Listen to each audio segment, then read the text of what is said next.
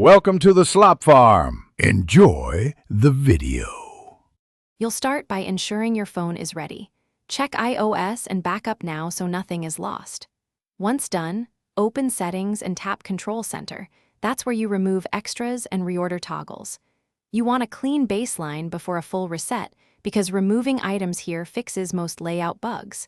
Make sure to note custom controls you'll add back. This first step prevents surprises and speeds the next steps.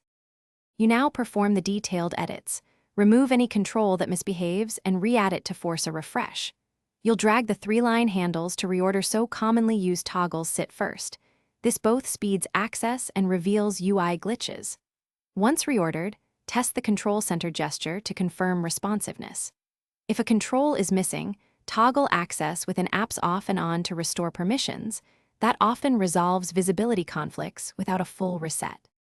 When adjustments don't fix the problem, reset all settings to clear corrupt preferences. This keeps data but restores defaults. Once the device restarts, reconfigure Control Center and re-add your custom toggles, then confirm gestures and shortcuts work. If problems continue, do a force restart and verify iOS is current. Outdated firmware can cause persistent UI bugs. One key troubleshooting tip: if Control Center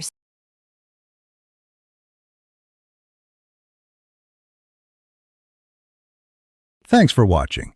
Consider subscribing if we helped you today.